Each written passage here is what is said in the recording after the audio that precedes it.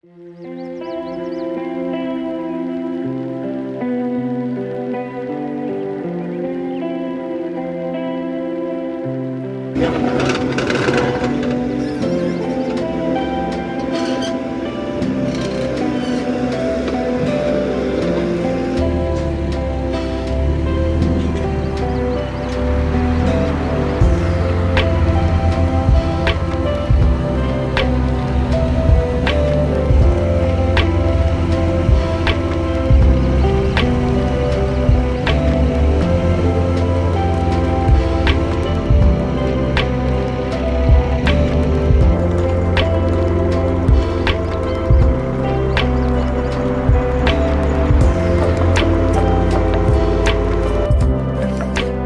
it's about 5:20 here. It's starting to get dark outside. Don't you love daylight savings time? And I'm in a ditch.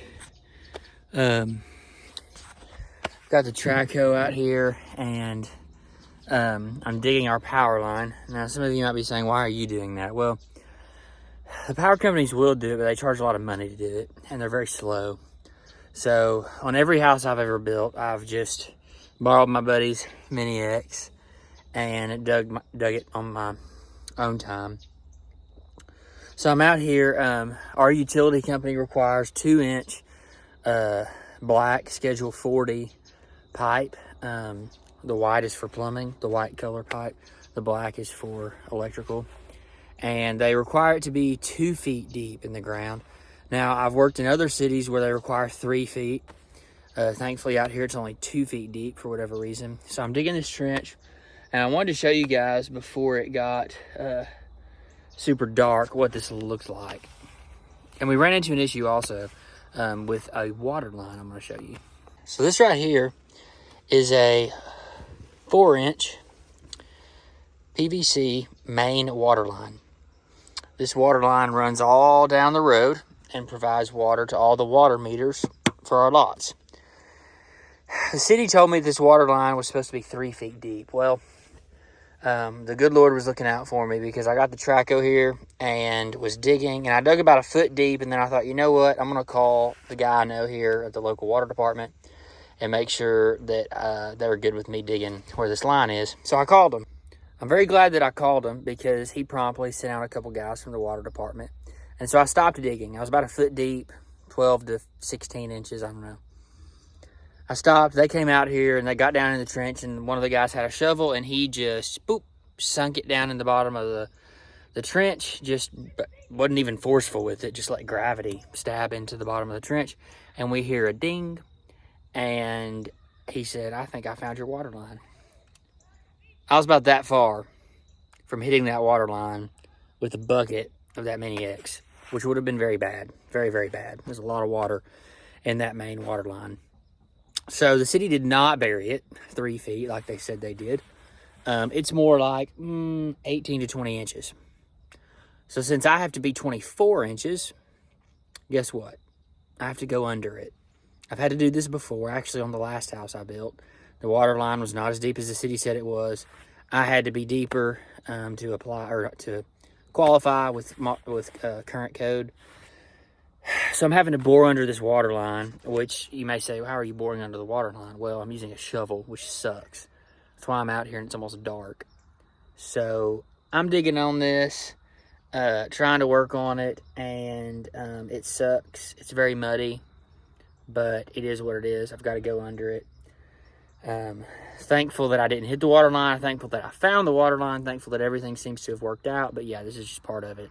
You can see I'm obviously not a super great operator. This line is not super straight. Thankfully, those 10-foot sticks of Schedule 40 are pretty pliable, and it should be fine. Running it in there, you can see he got my meter mounted there by my door, and so this pipe will go all the way through this trench and up into that meter, and hopefully I will have this pipe in the ground first thing in the morning, and we will be good to go for them to come and pull a service line through it, and we can have our heat turned on, some hot receptacles, and we'll be good to go. I'm worried it's so windy out here, you might not can hear me, but I want to show you guys what this looks like.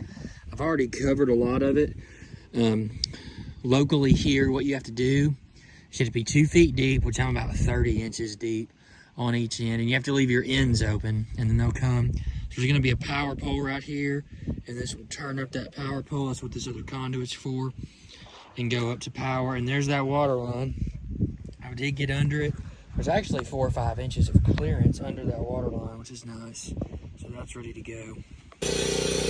What's up, guys? It's a Saturday morning. I'm up here. There's a little bit of noise going on because my tile guys are here.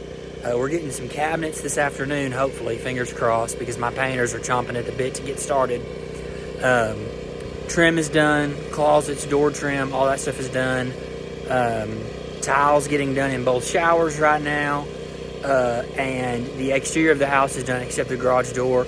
Today's Saturday. I'm getting my garage door Wednesday, which is the day before Thanksgiving. So I really hope they keep their word and show up, even though it's right there close to a holiday, because I'm ready to get this thing done. So we're closing on our personal house December 2nd. So we're at the week and a half mark, which is crazy. And as I'm saying that, I'm kind of freaking out. But you know what? God is sovereign, right? That's what I keep telling myself. All right, let's check out this brick. So before you guys freak out, yes, I see that. It looks like 2 different bricks.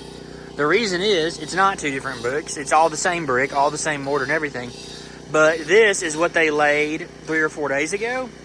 And this is what they laid yesterday. So it is not dried out yet. The brick is still wet and kind of dirty. And the mortar is also still wet. You can see, right here's another good example.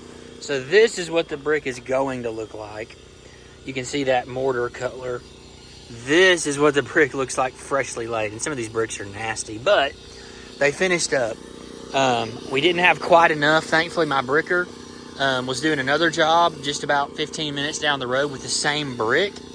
And he was able to pull a couple hundred brick off of it, blend it to where it matched nicely. And so, yeah, this is the front of the house. You can see we got our Hardy painted. That is White Duck by Sherwin-Williams, the color on the siding. The last house we built, we painted all of the brick White Duck. But this house, we did our porch ceilings and our Hardy dormer and gables White Duck. This is White Bluff brick by Acme with Tex White mortar. And it kind of dries to like a nice, lighter gray color, I would say, probably. But anyways, this is where we're at here. We can walk around. Now, this side is fully dried. So this is kind of what it will look like when it's 100% dried out. You can still see a little bit of a difference right here. But again, these bricks were laid on, some of them a week apart. So you got to kind of make sure that you give it all a chance to dry. And I want to show you guys this also. We got our septic installed. And I'm not a septic installer. I'm not a professional at all. I have had several of these installed. But essentially, how a septic system works is, let's go back up here, actually. But yeah, the outside of the house is done, except the garage door, which is exciting. So essentially, the plumbers, when they roughed in, you can go watch that video on the plumbing rough-in. They stubbed out this pipe right here. All my drains, toilets, washer, sinks, everything drains to here. This is a clean out. I will backfill up to grade with that. That's just in case you need to clean that line out. This line goes into here, and then my tank sits here. There are actually a couple more of those lids right here, but they, by code, don't have to be exposed. So we just left this one. This is actually my pump tank. So there's a 1,000-gallon tank right here, holding tank. And then there's a divider, and when it fills up the 1,000, it pours over into the 250 and is pumped by basically kind of a sump pump system. Pumps it through a 2-inch Schedule 40 pipe. All right, here you can kind of see where this trench was, to the D box. Now, actually, I'm sorry, this isn't a D box. A D box is a gravity fed. This is a spider valve, and what that valve does is it determines how much sewage goes into each field line. Now, a field line are these humps. You got 1, 2, 3, and then there's another one down there, 4. I've got 4 lines that are 74 feet each. All of that is determined and designed by a designated engineer from the health department here in Arkansas. I'm friends with a guy that does a really good job of that. You can see the fill line's better from this direction. We had some issues. When he came out here and designed this system, I was with him just for a little bit. And you can see how that tank sits nice and flat. Like there's not a hump. There's a little bit of a hump. But that's just because of all the backfill they did. I'm really pleased with how clean all of this looks. That was not going to be the case. Long story short, the way he designed it, because this lot is so flat, it doesn't look flat, but it is when you put a laser on it. This tank was going to be sitting 9 to 11 inches out of the ground. I didn't know that. He didn't really tell me that. Maybe he did, I don't remember. But had he have told me that, I would have obviously said absolutely not, no way. So when my installer came out here, he essentially redesigned it for me with a pump, which a pump adds about $2,000 to a system. I was at about 7,000 without a pump. Now I'm at 9,000 with a pump. But here's the deal. Because of the way gravity works, it was either this tank sit way up out of the ground and have a huge mountain here, right by my porch, right by my dining room window, or set it down deeper and pump it. Because we didn't have enough fall to my field line area from here to there for it to be gravity fed, so it had to be pumped.